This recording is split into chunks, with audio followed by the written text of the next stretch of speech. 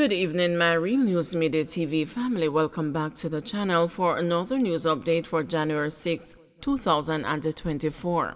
And in the news this evening, man shot dead at a bar in Porus, Manchester. A man was shot dead by gunmen at a bar in Porus, Manchester on Friday night.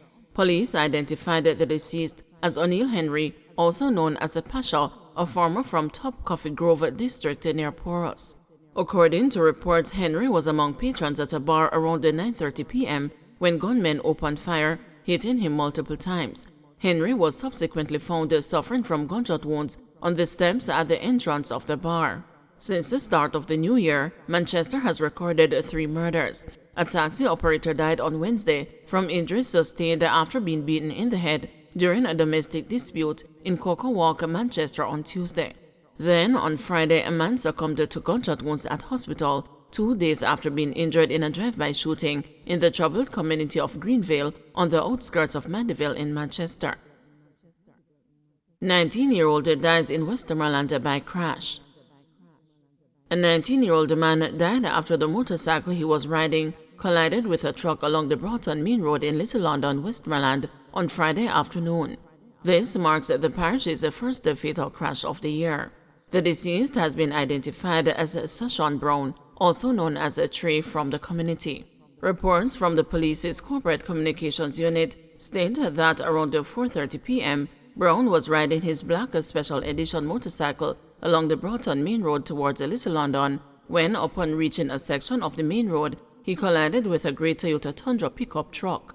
Brown reportedly sustained multiple injuries and was rushed to the hospital, where he died while undergoing treatment.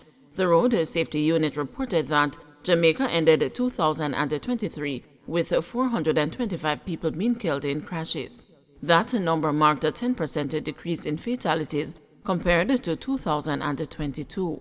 In 2022, a total of 488 fatalities were recorded on the nation's roadways. 17-year-old, one of 2 charged with kidnapping. A 17-year-old is one of 2 persons charged with a conspiracy to kidnap, unauthorized possession of ammunition, and using a prohibited weapon to commit a felony. The teen was charged alongside 33-year-old Andrew Williams, also known as Biggs, a higgler of Taws Meadows, Spanish Town, St. Catherine.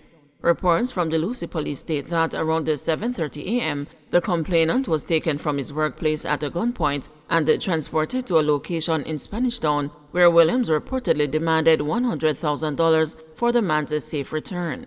A report was made and Williams was arrested by a team of officers. Both men were arrested and charged after a question and answer session in the presence of their attorney. Their court dates are yet to be finalized. Policeman and a co-accused facing murder charge.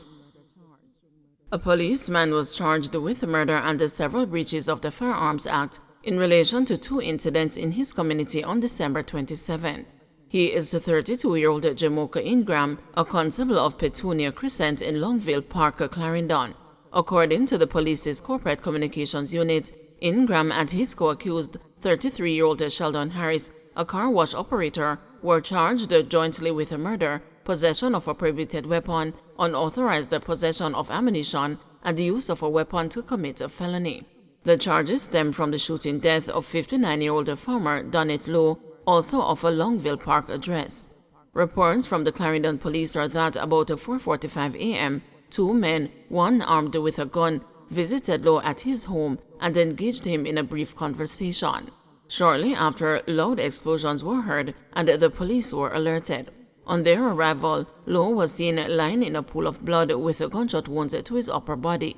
He was assisted to hospital, where he was pronounced dead.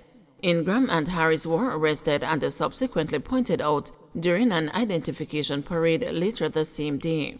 Investigators in pursuit of evidence relative to the murder of Lowe reportedly led them to Constable Ingram's home, where an operation was conducted.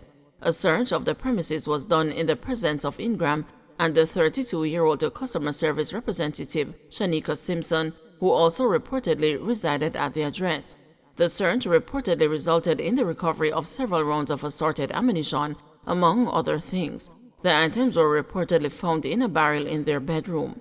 The search yielded 1 pistol, 216 5.56 rounds, 1 20-gauge cartridge, 15 12-gauge cartridges, 47 9mm rounds, 26 7.62 rounds, 68.38 special rounds, 9 M16 magazines, 1 submachine gun magazine, and 2 pistol magazines. The policeman and his co-accused are scheduled to appear in the Midday Parish Court on Monday, January 8. Businessman charged with obtaining money through false pretense. A 26-year-old businessman was charged with obtaining money by means of false pretense after a woman made reports of a failed business transaction that occurred between October 2022 and April 6, 2023. He has been identified as Kim Adamson of Grove Park Avenue, Kingston 8. According to the Montego Bay Police, the woman requested Adamson's assistance in purchasing a vehicle and the agreed sum was paid to him. The vehicle was reportedly not delivered as promised, which led to the woman requesting a refund. She then proceeded to file a report with the police after the money was not returned and an investigation was launched. Adamson was taken into custody and charged on Friday, January 5. His court date is being finalized. Commissioner taunts aggressive modernization and the transformation of JCF.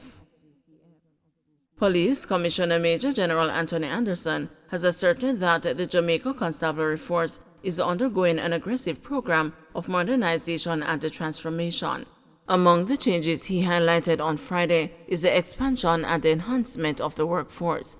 The police commissioner said the work being done is part of the policy direction of the government to enhance the fight against the crime and the violence. He added that members of the JCF have undergone extensive training to boost the capacity of the force.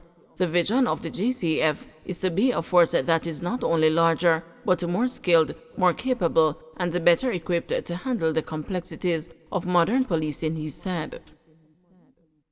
Cubans charged with illegal entry remanded.